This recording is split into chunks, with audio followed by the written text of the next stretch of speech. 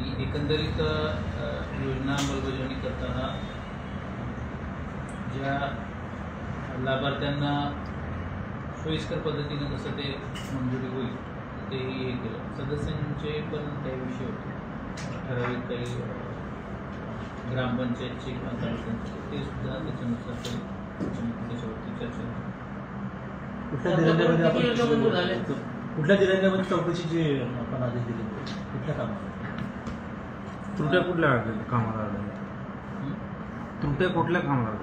त्याच्यामध्ये विहिरींचा एक महात्मा गांधी राष्ट्रीय हमी रोजगार हमी योजनेमध्ये BDOंकडे प्रस्ताव प्रलंबित आहे आणि हे एक तक्रार काही सदस्यांनी मांडली.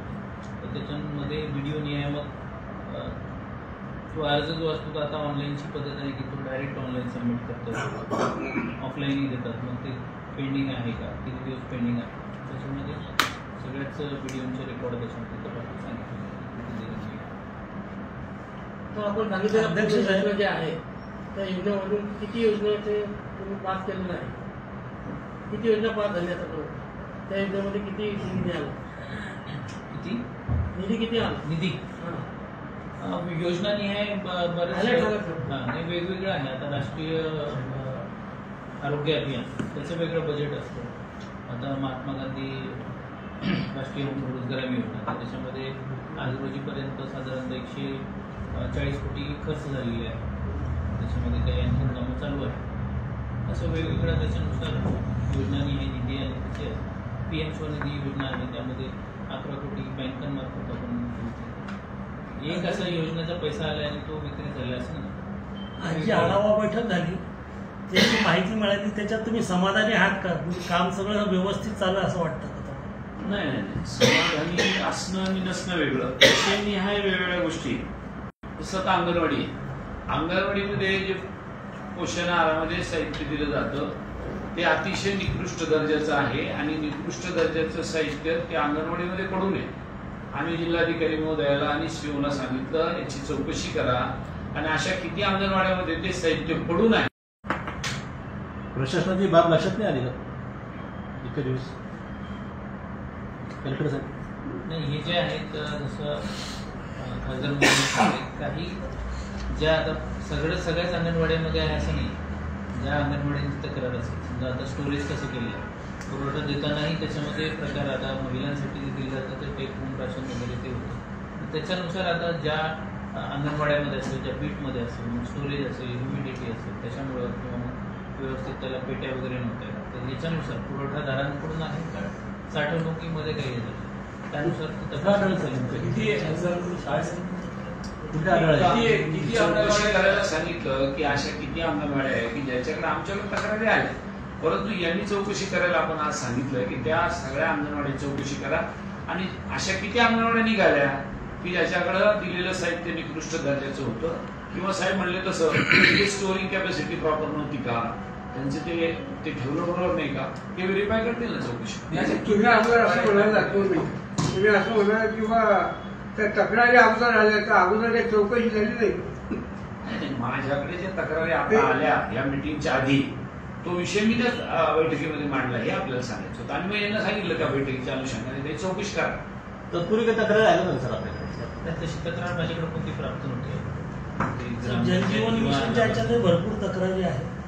जलजीवन मिशन त्याच्यावर आणखीन एक दुसरा मुद्दा होता रोजगार हमी योजनेचा. साहेबांनी आता आपल्याला सांगितलं जवळजवळ सगळ्या तालुक्यामध्ये विहिरी वाटप झाल्या बऱ्यापैकी, काही ठिकाणी 2000 झाल्या, काही 1000 झाल्या आणि जाफराबाद आणि भोकरदनमध्ये 5 वर्षांनी एकही विहीर मंजूर झाली नाही. आणि उघड्या डोळ्याने आम्ही प्रशासन म्हणून त्याच्याकडे आढावा घेतो दर महिन्याला बैठकीचा, प्रत्येक समितीचा एकही विहीर मंजूर नाही. 4737 विहिरी या भोकरदनमध्ये प्रलंबित आहे आणि 450 विहिरी जाफराबादमध्ये प्रलंबित आहे. ही प्रकरण तसेच पडू नये. आज जिल्हाधिकारी महोदयाला सांगितलं की याच्यामध्ये जिल्हा परिषदच्या इम्प्लिमेंटिंग अथॉरिटी म्हणून सगळ्यांची चौकशी करा आणि कोण दोषी त्याच्यावर कारवाई करा. नाही, विहिरी मंजूर नाही म्हणजे तिथं विहिरींची पूर्तता झालेली आहे का तुमच्या लक्षात नाही आलं? शेतकऱ्यांनी विहिरी मला मंजूर करून द्या असा अर्ज केला, डिमांड केली 4737 लोकांनी, एकही विहीर मंजूर केली नाही 5 वर्षात. की जी दरवर्षी 2,000 विहिरी इतर तालुक्यात मंजूर झाल्या. परतूरमध्ये तर हे मागणीपेक्षा जास्त दिले कोणाला असतात? मंजुरीचे अधिकार डीजीएस, डेप्युटी कलेक्टर आणि सीओ. मग अधिकाऱ्यांनी का नाही केलं? त्यांनीच नाही केलं म्हणून लागलं मग मी. आणि आढावा घेतात दरवर्षी, दर महिन्याला सगळ्या व्हिडिओचा. तुमचं काय चाललं सांगा, तुमचं काय चाललं सांगा. मग आता 5 वर्ष विहिरी होऊ नये याला जबाबदार कोण? तर घनसावंगीमध्ये तर जिरडगावमध्ये दलिताच्या आरक्षणातल्या विहिरी मराठ्यांना म्हणजे ओपनच्या लोकांना ते वाटत अक्षरशः ते चौकशी सिद्ध पण झाले तरी व्हिडिओवर कारवाई होत नाही. अशा परिस्थितीत काय करायची अपेक्षा प्रश्न? नाही, मी कलेक्टर साहेब सांगितलं की ती चौकशी जर आपल्या लेवलला करायची तर करू, नाही तर मंत्रालयातून अधिकाऱ्यामार्फत करू. त्यांच्याशी एकदा ते कायदेशीर चेकअप करतील. याच्यामध्ये आणखी एक विषय असा आहे की परतूर सारख्या तालुक्यामध्ये उद्दिष्टापेक्षा जास्त विहिरी दिल्या गेल्या. ते चालतं. आणि आणखी एक गोष्ट, हा जो काही विहिरीचा वाटप करण्याचा विषय त्याच्यामध्ये काही जॉग्राफिकल म्हणजे भौगोलिक काही कारणं असतात, म्हणजे त्याचे काही नियम आहेत, ते पाहिले जातात का नाही याचं काही हे नाही. तो अजून मुद्दा वेगळा आहे. म्हणजे जो काही विहिरीचं अंतर असावं, नाही, 2 विहिरी त्यामध्ये अंतर असावं, त्याचे नियम आहे, कायदे आहे, ते सगळे पाळले जातील, पाळले पाहिजे. परंतु तुम्ही शेतकऱ्याला विहिरीच देणार नाही हा कोणता नियम आहे? नाही, पण तुम्ही म्हणतो उद्दिष्टापेक्षा जास्त दिलं चालतं. उद्दिष्टापेक्षा जास्त देताना यांच्यात फार मोठा आर्थिक व्यवहार होतो ना. हा मोठा शेतकऱ्याची लूट होते. आर्थिक व्यवहार अजून पुन्हा तिसरा वेगळा विषय. मी असं म्हणतो 100 विहिरीचं टार्गेट होतं, तिथं 125 दिल्या गेल्या, लाभार्थ्याचा फायदा झाला, शासन टार्गेट वाढवून देईल ना, त्यात आपलं काय नुकसान आहे? फायदाच आहे ना आपल्या तालुक्यात, जिल्ह्यातल्या शेतकऱ्याचा. नुकसान काय? कमी कराव्या का जास्त दिल्या असं कसं म्हणता येईल आपल्याला? जलजीवन मिशनचं सांगत होतो तुम्ही. जलजीवन मिशनचा पण हे काय कारण काय विहिरी न देणं? तेच चौकशी करतील ना साहेब. तुमचं काय म्हणतात? नाही, मला पूर्णतः काही कारण माहित नाही, पण मला त्या तालुक्यातले हजारो शेतकरी भेटले की साहेब आमच्या विहिरी मंजूर केल्या नाही म्हटले, म्हणून मी या मिटिंग मध्ये विषय काढले. त्यांच्या व्हिडिओवरच उत्तर घेतलं की तुमच्या तालुक्यात विहिरी मंजूर झाल्या का? म्हणले नाही, एक विहीर मंजूर नाही. प्रस्ताव आले का? हो, आता माझ्याकडे 4,737 आहे. त्यातले वगैरे असं काही काय असेल आता मला एकदा चौकशी केल्यावर कळेल. परंतु आमदार आपल्या मतदारसंघात सगळ्यात जास्त विहिरी मंजूर कराव्या अशा पाठीमागे असतात. का? तेव्हा नाही, लोकांचे कामं जास्त व्हावे, लोकांना मदत व्हावी, लोकांच्या विहिरी व्हाव्या. अजब वाटलाच त्याचा लोकप्रतिनिधी तिथे जागृत नाही का? मग लोकांना तुम्ही जागृत आहे का जाणून बुजून करताय काय कळायला मार्ग नाही. म्हणजे लोकप्रतिनिधी आहे तिथे. जलजीवन लोकप्रतिनिधी काम आहे. जलजीवनचा विषय असा होता की जलजीवन मध्ये जवळजवळ 300 योजना पाणी सुरू केलं, पण काम काही अंशी अपूर्ण आहे. आणि 240च्या आसपास योजना अशा आहे कामही पूर्ण झालं. गावाला पाहिजे होती ह्या गल्लीतून पाईपलाईन केली, दुसऱ्या गल्लीत गावाला पाहिजे होती 1000 मीटर, त्यांनी मंजूर केली 500 मीटर. म्हणजे या योजनेचा एका दर डोई प्रतिनिधी 55 लिटर पाणी या योजनेतून मिळावं म्हणून या योजना अपग्रेड करण्यात आल्या जलजीवन मिशन. आणि दुर्दैवाने त्या ग्रामपंचायतीला कधी कळलं? आपल्या गावात काम मंजूर झाल्यानंतर की आपल्या गावात आता एक पाणी पुरवठा योजना मंजूर झाली. म्हणजे त्या गावातल्या कारभाऱ्यांना विश्वासातच घेतलं नाही प्लॅन एस्टिमेट तयार करताना किंवा सर्व्हे करताना. हे दुर्भाग्य. अंदाजपत्रकानुसार कामं झालंच नाही. नाही, अंदाजपत्रकानुसार कामं आता केली की नाही केली त्याच्यावर टाटा कन्सल्टन्सी आहे, 2 अजून व्हेरीफाय करणाऱ्या एजन्सीज आहे, या सगळ्यांनी व्हेरिफिकेशन केल्यानंतर मगच बिल दिलं जातं वगैरे वगैरे. बरं, मुद्दा हा आहे की जवळजवळ 733 गावाच्या योजना, 509 कोटीची योजना होती आपल्या जिल्ह्याला. आणि त्या योजनेमध्ये जवळजवळ 500 गावाचं काम पूर्ण झालं. पैसे 190 कोटी रुपये दिले आतापर्यंत. परंतु मुद्दा असा आहे त्या गावाला हे उद्या आम्हाला पाणी मिळत आहे, आमच्या विहिरीला पाणी आहे, एक टेस्टिंगचा बोर घ्यायचा असतो सुरुवातीला विहीर खोदायच्या अगोदर. तो टेस्टिंगचा बोरच घेतला नाही आणि विहीर खोदून टाकले. आता त्या विहिरीला उद्या पाणी नाही लागलं तर ते गाव पुन्हा कोरडच राहणार आहे. अशी अनियमितता आहे. काम पूर्ण झालं, त्याची हायड्रोलिक टेस्टिंगच केली नाही पाईपलाईनची, पिण्याच्या पाण्याच्या योजनेची. त्याचं काम पूर्ण झालं, कसं केलं आणि त्याला बिल कसं देतात? मग पाणी नाही आलं तर काय? उत्कृष्ट दर्जाचं पाणी. आता रेणुका पिंपळगावला एक योजना केली आणि त्याचं स्विच ऑन ऑफ करायचं जे खोली असते कंट्रोल पॅनल लावलेली ती पाण्यात आला.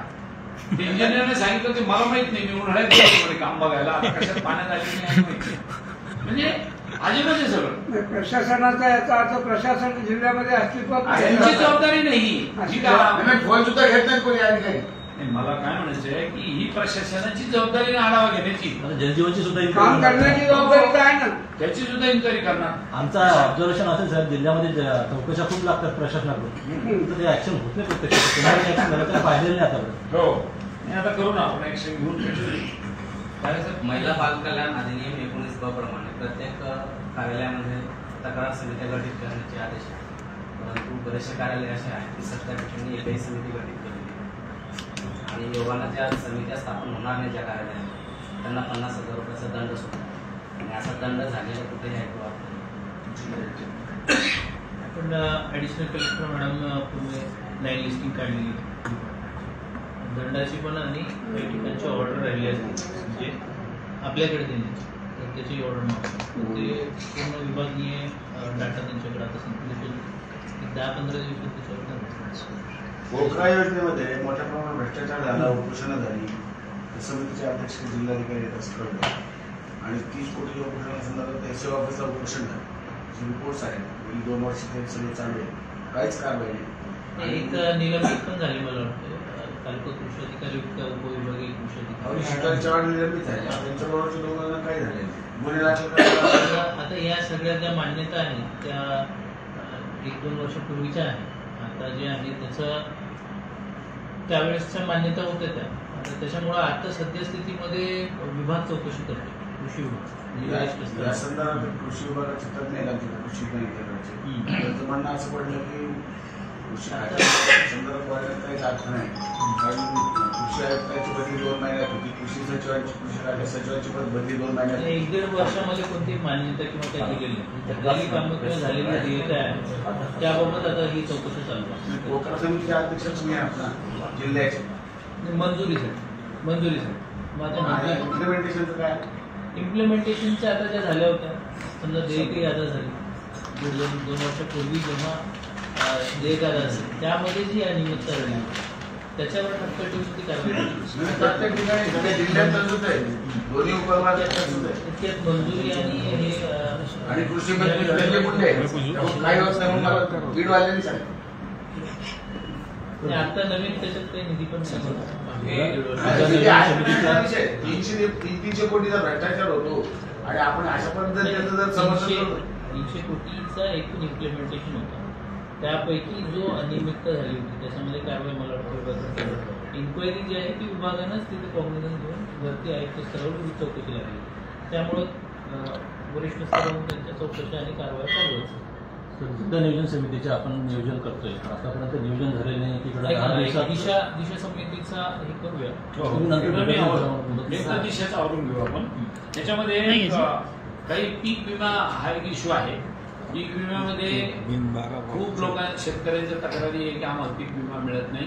त्याच्यात काय अपग्रेड करता येईल का, वेदर स्टेशन आपल्याला वाढवता येतील का, याच्यावरही विचार विनिमय करण्यात आला. जी सध्या मंडळ लेवलला RI सर्कलला एक वेदर स्टेशन आहे, तर त्याच्यात वाढ करण्यात यावी अशा पद्धतीची एक सूचना आज मीटिंगमध्ये आली. आणि त्याचबरोबर जी पीक विमा आहे रेग्युलर त्याच्यामध्ये सुद्धा आज आपल्याला 6,20,000 शेतकऱ्यापैकी आताशी 5,55,000 लोकांना पीक विमा मिळालेला आहे.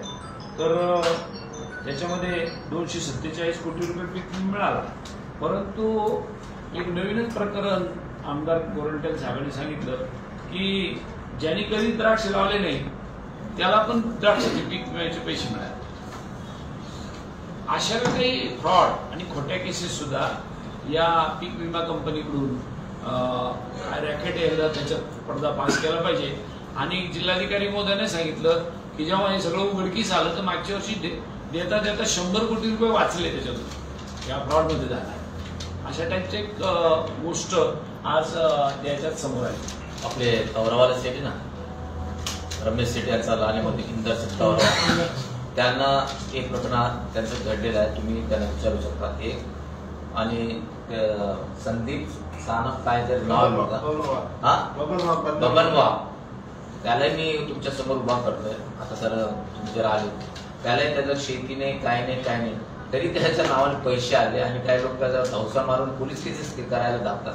ते तुम्हाला मी पूर्ण जर वाटला त्या रॅकेटमध्ये कोण कोण येते बबन वाघ तुम्हाला सांगणार आणि इंदर तावरावाला तुम्ही विचारू शकता की मॅटर काय. सर रोजगार हमी योजनेच्या कामात जेसीबी त्याच्यामध्ये जे काम कुशल आहे ते जेसीबीने करता येतं, अकुशल काम करता येत नाही. अकुशल काम 111, अकुशल काम 111 कोटीचे झालेले आहे आणि कुशल काम 30 कोटीच झाले. पण जवळजवळ अजून 90 कोटी रुपयाची कामं हे कुशलचे एकदा लोड झाले किंवा तो रेशो थोडा बिघडेल तर त्यावेळेला अकुशल कामं वाढवावी लागतील. पण ते वर्षभरात साधारण एक रेशो मेंटेन करण्याचा इश्यू आहे. ते काही या महिन्यामध्ये मिट आउट होत नाही. त्याला पूर्ण वर्षभराच्या कामात 60 कोटीचा रेशो मेंटेन केला जातो. आणि पांदनमुक्तीमध्ये जेसीबीने काम करण्याची परमिशन आहेच स्किल कॉम्पोनंटमध्ये. पीएमजीएसचा एक विषय होता, त्याच्यामध्ये एक सगळ्यात मोठी हस्तपोखरीच्या रस्त्याचं काम खराब झालं किंवा निकृष्ट दर्जाचं झालं. त्याची चौकशी करायची होती. गंमत झाली की ज्याची चौकशी करायची तेच आम्हाला उत्तर द्यायला होते. मग आम्ही त्यांच्यापासून तो विषय थांबून घेतला आणि कलेक्टर साहेबांना सांगितलं की याची चौकशी करताना आपल्याला वरिष्ठ अधिकाऱ्याला बोलावं लागेल की बाबा याची काय चौकशी झाली होती, हा रोडचं काम बंद का केलं आणि आता बंद केलं तर ते सुरू करीत करणार. तर तो एक इश्यू महत्वाचा होता. एक विषय अजून प्रधानमंत्री ग्राम सडक योजनेचा असा होता, आजळा ते सायगाव तिथे लोकसभेच्या निवडणुकीच्या आधी मोठं उद्घाटन झालं आणि मोठा लावाजमा गेला. 10-5 ट्रिपा खडी टाकली गेली लोकसभेच्या निवडणुकीच्या आधी आणि मी त्या प्रचाराच्या काळात त्या रोडून गेलो तर काम चालू होतं आणि जशी लोकसभेची निवडणूक झाली तर तिथली खडी भरून आली कामं बंद झाली. त्याच्या पुढचं आणखी नाही का. मग मी आज याला विचारलं त्या इंजिनियरला, ही वर्क ऑर्डर कधी दिली तरी सांग. जून महिन्यात वर्क ऑर्डर दिली बघा ना. उद्घाटन कधी झालं? एप्रिलमध्ये. काम सुरू झालं, काम बंद केलं, खडी उचलून आणली आणि आता वर्क ऑर्डर दिली जून महिन्यात. इलेक्शन निकाल लागल्यावर म्हणजे तशा भरपूर योजना आहेत जालन्यात, त्याचा अनुभव येईल तुम्हाला आता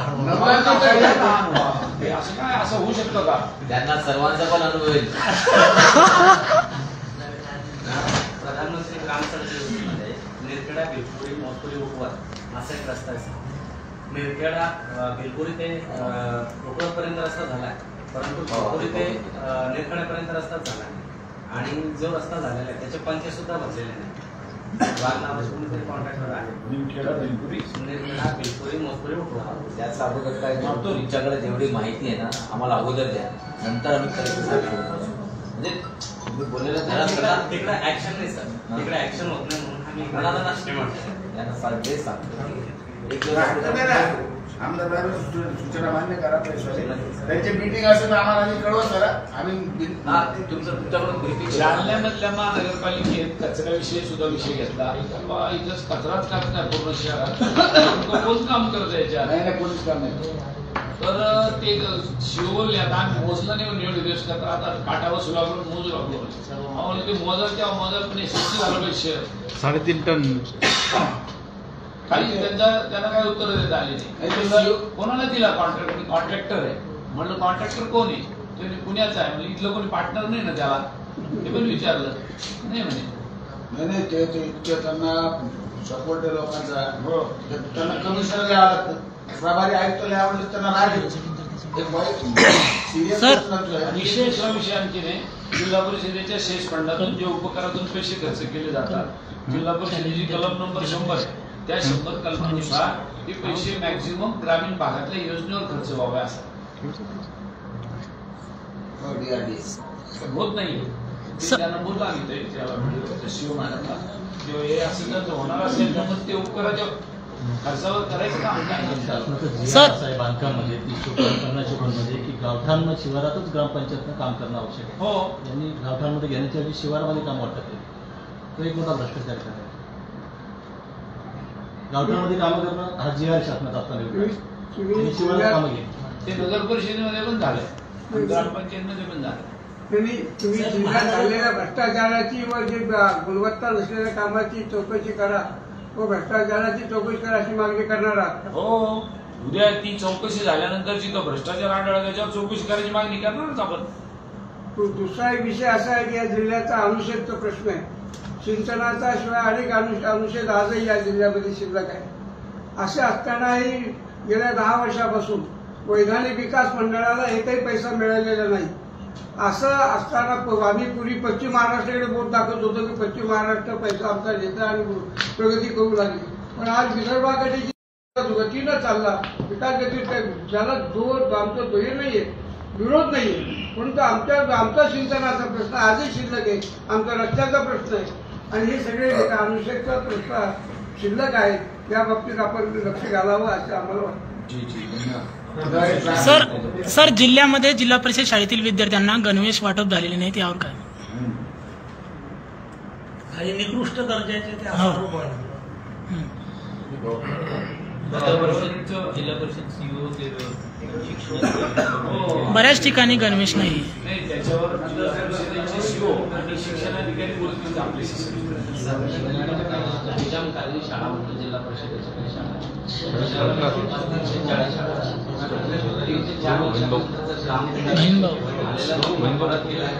सल्ला नाम सीओ आणि आम्ही बोललो तो विषय जसं जसं उपलब्ध होईल तसं आम्ही काय साहेब तुम्ही मग अशी जो कचऱ्याचा जो प्रश्न उपस्थित केला होता महानगरपालिकेचा, जालन्याच्या मोतीबागच्या तलावाजवळ अमृतवन म्हणून विकसित करण्यात आलं होतं आणि त्याचे जॉगिंग ट्रॅक वगैरे सगळ्या गोष्टी केल्या होत्या. आता परिस्थिती अशी की त्या अमृतवनच्या गेटवरच डम्पिंग ग्राउंड केलंय महानगरपालिका. नाही ते सेग्रिगेशन करतात, ओला कचरा आणि गिल्ला कचरा ते करून मग ते तिकडे पाठवतात. सध्या काय आपण ते डम्पिंग ग्राउंड आठवलं कुठला ते बायपासवर जे भविष्यात ते तिकडे तिथं फक्त ओला आणि सुका वेगळं.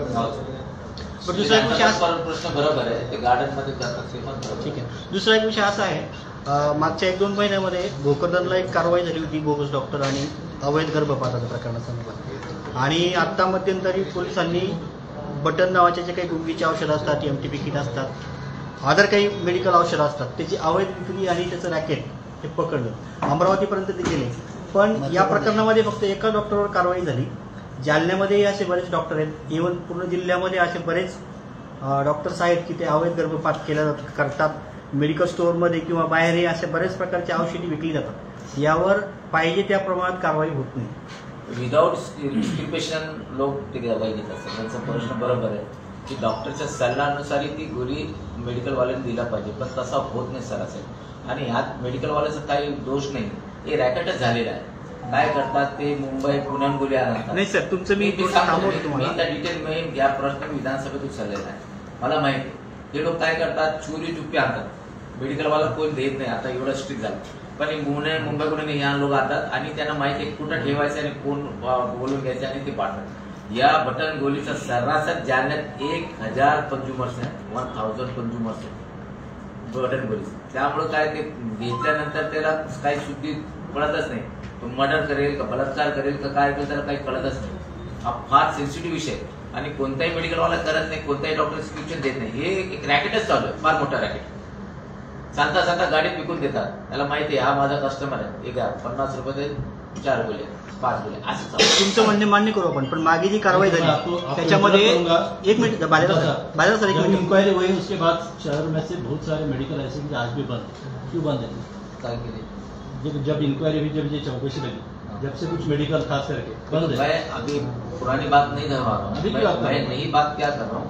अभी ये लोग क्या कर रहे हैं, अभी पोटली बोल के दागवा रहे, उनको मालूम नहीं, 3-4-5 लीटर वो भर के लेके जाते हैं और उनको मालूम ये मेरा कस्टमर है, तो वो मोबाइल पे बोलते मैं आरोप चौक पे रुकता हूँ, अपने ग्लास डाल के 10 रुपए में निकल जाता. ये भी रैकेट है. तो ये बटन मार वैसे ये ऑन वे बोले तो साथ में चलते मोटरसाइकिल में बैठ के किसको मार ये देके पैसे लेके निकलते. अच्छा 1000 कंझ्युमर है.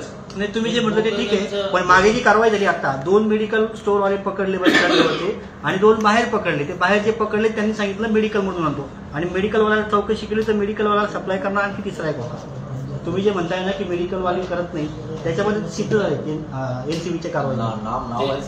नाव आपण घेतोय ते ड्रग्सच्या बाबतीमध्ये. आणि जो भोकरदनचा विषय बोललाच आम्ही, भोकरदनच्या याच्यामध्ये म्हणजे मोठी कारवाई आणखी होणार आहे.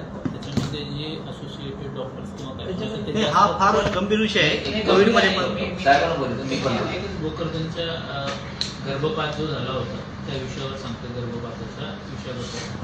तर जेव्हा कारवाई झाली तर त्याच्या काही दिवस अगोदरच मी इथं बैठक घेतली. आपल्याकडं त्याच्यावरती एक ॲडव्होकेट असतात, निमंत्रित सदस्य असतात, सिव्हिल सर्जन आहेत, इथे ॲडिशनल सिव्हिल सर्जन आहेत, गायनेकोलॉजिस्ट वगैरे वगैरे. तर ती केस करण्याच्या अगोदर डिकॉयचं कॉन्फिडेन्शियल माहिती असते. आता ते झाले म्हणून थोडकी माहिती त्यातून जेवढी सांगू शकतो तेवढं सांगतो की डिकॉय केस आपण करत असतो. तर डिकॉय केस न करता, कारण डिकॉय केस करायला महिला शोधायला लागते, परत ती कोर्टामध्ये परत जबाबदारी आणि त्याला वेळ लागत होता. त्यामुळे ही कारवाई अशी केली होती. जे पोलीससुद्धा होते ते सुद्धा इथं SP साहेबांना बोलून इथलेच फक्त पोलीस पहिले गेले होते. कारवाई झाल्यानंतर लोकल पोलीसला तिथे आपण इन्व्हॉल्व केलं. उद्देश हाच होता की कारवाई यशस्वी व्हावी. त्याच्या अनुषंगाने अटक पण झाली. थोडं त्याच्यामध्ये ते पण वेळ लागला होता. आता त्याच्यामध्ये जे रॅकेट आहे तर त्याच्या बाबत सुद्धा आपण डिटेल तपास करतो. पोलीस विभाग तपास करतोय आणि त्याच्यामध्ये त्या अनुषंगिक जे रॅकेटमध्ये सहभागी असतात, म्हणजे याला गर्भपात करायचा मी एजंट म्हणून काम करतोय तर एजंटचा कोण आहे, या डॉक्टरकडून त्या डॉक्टरकडे गेला वगैरे वगैरे. तर असे सुद्धा अनुषंगिक तपास त्याच्यामध्ये झाले. त्याच्यामध्ये पुढची कारवाई लवकरच तुम्हाला माहिती देण्यात येईल आणि कारवाई सुद्धा होईल. सर दुसरं याच्या अनुषंगाने आणखीन कुठे असे केसेस होतात गर्भपाताचे तर ते सुद्धा माहिती काही काढलेली आहे. तर नेहमीसुद्धा कारवाईसुद्धा आपण प्रयत्न करणार आहोत आणि होणार आहे. त्यामध्ये थोडं मोडस ऑपरेंडी आपण ह्या भोकरदनच्या केस अगोदर चेंज केली घेतली होती. तेव्हा लक्षात डिकॉय केस शोधणे आणि त्याच्या डिकॉय केसला ती म्हणजे सर्क्युलेट ती जाते, मग ती डॉक्टरांना बोलते, मग ते आल्यानंतर परत येते, परत सेकंड टाइम जाते, मग ते अपॉइंटमेंट घेते वगैरे. मग त्यामध्ये जो वेळ जातो तो त्याच्यासारखा. तर तो वेळ हे करण्यासाठी आपण जे त्यांना जे अनऑथराइज आयटम आहेत, सोनोग्राफी वगैरे, हे परत तिथे आपण गेलो तर ऑक्सिटोसिन म्हणून औषध येतो, तर ते ऑक्सिटोसिनची औषधं वगैरे ते सगळ्या तशा पद्धतीनं ते आता आपण तपासणी करतोय. आणि दुसरी एखादी कारवाई आता लवकरच आणखी करण्याचा तुमचे प्रयत्न होईल. त्याच्यामध्ये सर तुम्ही ICPची मीटिंग घेतली डायरेक्टर पंडित साहेब, काय झालं सांगा.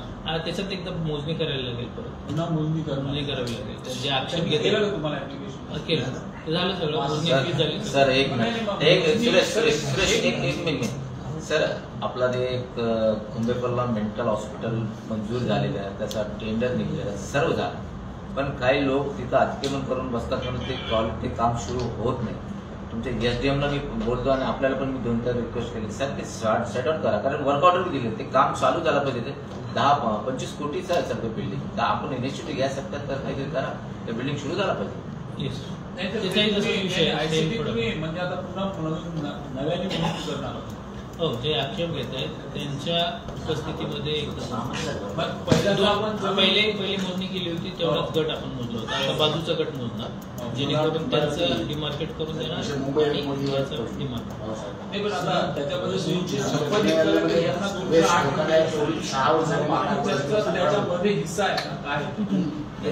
दावा करतात मराई आहे, ताबा एकीकडे आणि नावर एकीकडे असे डिमार्केट करून प्रश्न कुठे आयुक्त आहे सध्या, तर आचारसंहिता लागणार आहे आठवड्याभरामध्ये विधानसभेची, आणि किती दिवस राहणार आहे ते जाण्यामध्ये नाही. आता ते गाईडलाईन नुसार सगळे माहिती दिली आहे त्या विभागाने. 3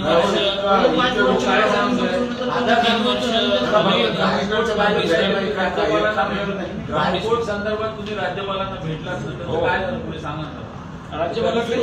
राज्यपालांकडे त्यांना सांगितले लवकरात लवकर चौकशी करा आणि तात्काळ सुरू करा. ते म्हटले मी सांगतो.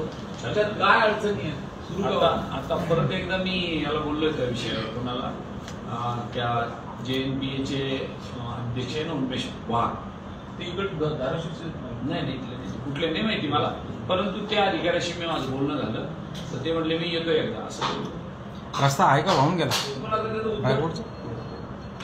कलेक्टर त्याबाबत सांगितलं नाही तुम्ही आयुक्तांना? तुम्ही ते ड्रायपोर्टचा रस्ता खासदार साहेब ड्रायपोर्टचा रस्ता आहे का वाहून गेला? तुम्ही एकदा स्पॉट व्हिजिट केली जाऊ स्पॉटवर जाऊ तुम्ही स्पॉट व्हिजिट केली काय? नाही आता हळूहळू दुसऱ्या एकदा चांगला सर एक हिंदी